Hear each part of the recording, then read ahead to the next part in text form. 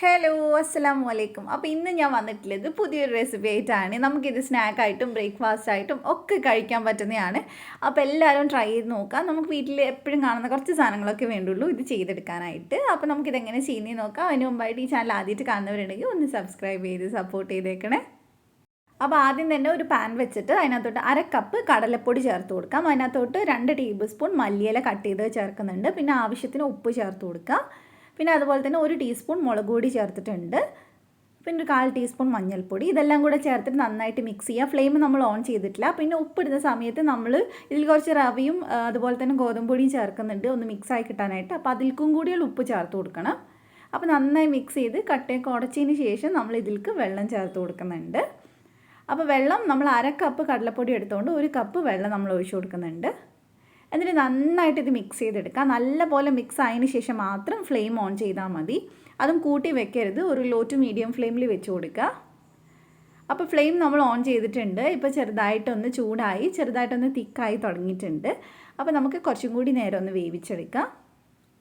ഇപ്പോൾ ഏകദേശം വെള്ളം ഒന്ന് നന്നായിട്ട് വറ്റി തുടങ്ങിയിട്ടുണ്ട്. നമുക്കിത് പാനിൽ നിന്ന് വിട്ട് വരുന്ന ഒരു പരുവാണ് വേണ്ടത്.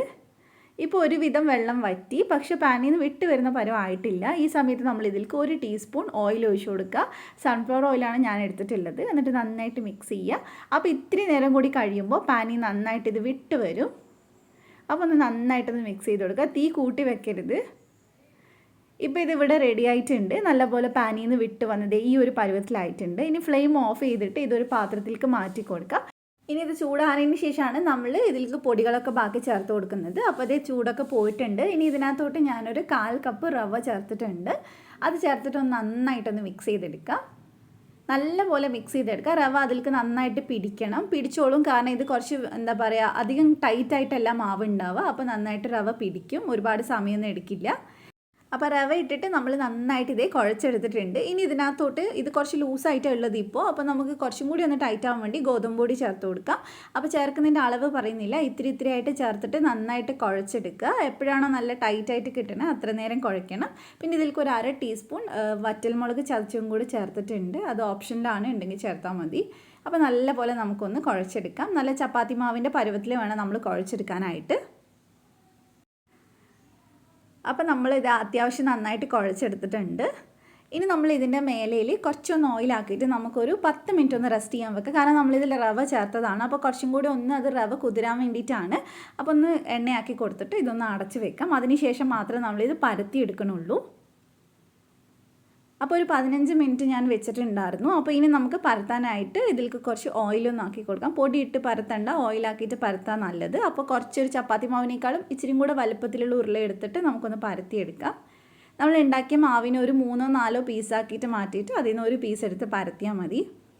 ഇത് നിങ്ങൾക്ക് വേണമെങ്കിൽ നോർമൽ പൂരി പോലെ വലുപ്പത്തിൽ കട്ട് ചെയ്തെടുക്കാം, അല്ലെങ്കിൽ കുട്ടി കുട്ടി പൂരീസാക്കിയിട്ട് നിങ്ങൾക്ക് എടുക്കാം.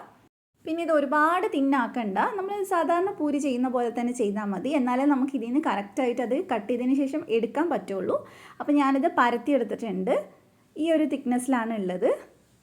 ഇനി നമുക്ക് ചെറിയൊരു റൗണ്ടായിട്ടുള്ള എന്തെങ്കിലും കട്ടറോ അല്ലെങ്കിൽ ഒരു അടപ്പോ എന്തെങ്കിലും ഉണ്ടെങ്കിൽ അത് വെച്ചിട്ട് നമുക്കിതൊന്ന് കട്ട് ചെയ്തെടുക്കാം. നമ്മൾ പാനിപൂരിക്കൊക്കെ ഉണ്ടാക്കുന്ന കുഞ്ഞു കുഞ്ഞു പൂരീസില്ലേ, ആ ഒരു വലുപ്പത്തിലാണ് നമ്മൾ ചെയ്തിട്ടുള്ളത്. ഇതേപോലെ നമുക്ക് പെട്ടെന്ന് ചെയ്തെടുക്കാം. ഇങ്ങനെ ചെയ്യുന്നതുകൊണ്ട് തന്നെ പണി വേഗം തീരും. നമുക്ക് ഒരുപാട് ഇങ്ങനെ പരത്താനൊന്നും ഉണ്ടാവില്ല, വേഗം പണി തീർന്നോളൂ. അപ്പോൾ എല്ലാം നമുക്കൊന്ന് കട്ട് ചെയ്തെടുക്കാം. ഇനി നമുക്കിതിൻ്റെ ബാക്കിയുള്ള സാധനങ്ങളൊക്കെ എടുത്ത് മാറ്റാം. അപ്പോൾ എളുപ്പത്തിന് വേണ്ടിയിട്ട് ഇനി ഇതിൽ നിന്ന് ഞാനൊരു കത്തി വെച്ചിട്ട് ചെറുതായിട്ട് ഇതുപോലെ എടുക്കുകയാണ് ചെയ്യുന്നത്. ഇനി നമുക്കിത് ഡയറക്റ്റ് നല്ല ചൂടുള്ള എണ്ണയിലേക്ക് ഇട്ട് പൊരിച്ചെടുക്കാം.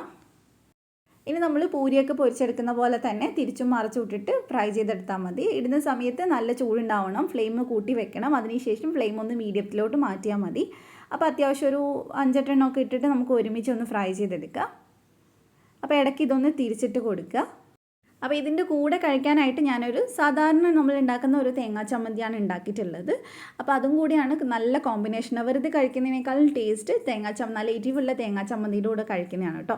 അപ്പോൾ ഇത് 2 സൈഡ് ഇവിടെ റെഡി ആയിട്ടുണ്ട്. നമുക്കിനി ഇതെടുത്ത് മാറ്റാം. ഇതേപോലെ തന്നെ എല്ലാം ഞാനിത് ചെയ്തെടുത്തിട്ടുണ്ട്. ഈ ഒരു കളർ ആവുന്നത് വരെ ഫ്രൈ ചെയ്തെടുത്താൽ മതി. അപ്പോൾ എന്തായാലും ട്രൈ ചെയ്ത് നോക്കുക, നിങ്ങൾക്ക് ഇഷ്ടമാവും. അപ്പോൾ ഞാൻ പറഞ്ഞ പോലെ തന്നെ ഇതിൻ്റെ മേലെ നമുക്കിങ്ങനെ എടുത്ത് തേങ്ങാ ചമ്മന്തിയുടെ കൂടെ മിക്സ് ചെയ്തിട്ട് വേണം നമ്മൾ കഴിക്കാൻ. അപ്പോൾ എന്തായാലും ഇഷ്ടമാവും. എന്നിട്ട് ട്രൈ ചെയ്തിട്ട് എൻ്റെ അടുത്ത് ഫീഡ്ബാക്ക് പറയാം. അപ്പോൾ ചാനൽ സബ്സ്ക്രൈബ് ചെയ്യാത്തവരുണ്ടെങ്കിൽ ഒന്ന് സബ്സ്ക്രൈബ് ചെയ്യുക, തൊട്ടടുത്തുള്ള ബെല്ല് ക്ലിക്ക് ചെയ്തിട്ട് ഓളോടെ ക്ലിക്ക് ചെയ്യുക, എന്നാലേ ഞാൻ വീഡിയോസ് വരുമ്പോൾ നോട്ടിഫിക്കേഷൻ വരുള്ളൂ. അപ്പോൾ മറ്റൊരു അടിപൊളി വീഡിയോ ആയിട്ട് നമുക്ക് വീണ്ടും കാണാം ഇൻഷാ അല്ലാ. Thank you for watching.